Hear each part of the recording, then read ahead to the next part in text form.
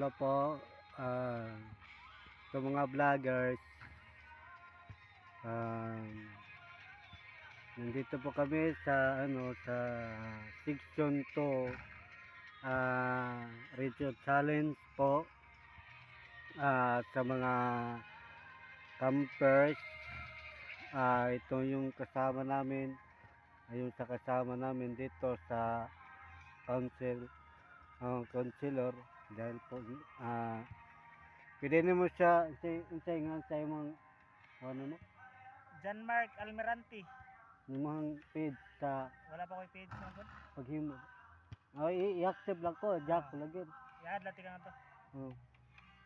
So, guys, ay follow siya, ay di ay ko ito mga butang ito nimo og kanang follow para makita.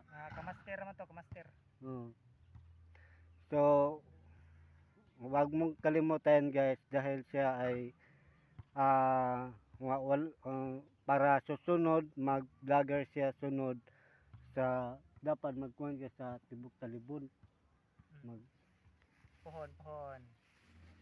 So, kung nasa dyan mga YouTube o wa sa YouTube, pwede nyo si dyan i-like, i-follow hard.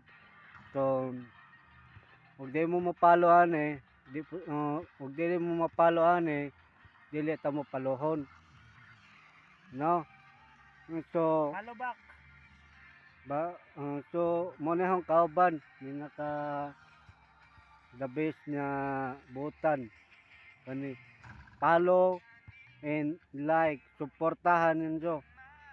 So ako this weather update is ato pa kasi natin karon dunay pag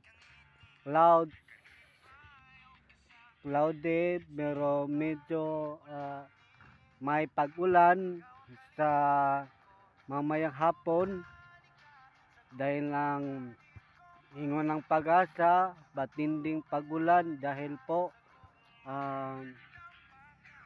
dahil magdulot tagpagbaha ang landslide dahil po sa Palawan area dahil pong pantinding habagat at habagat dahil may pagkasinati, pagkitlat at kasama ang dagdog sa ating mga Rojas at Iloilo, Cebu at Bohol at Tacloban at kasama sa Samarlite, Leyte, Surigao at Davao region sa mag-ingat ng taga Davao dahil patinding pag-ulan malakas ng pagdulot pagbaha dahil sa Bukidnon at sa Tagaraw dahil matinding pag-ulan. So mag-ingat kayo.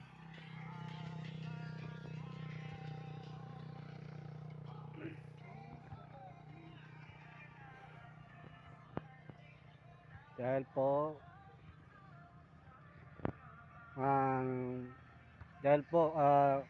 sa akong saril po follow, sorry,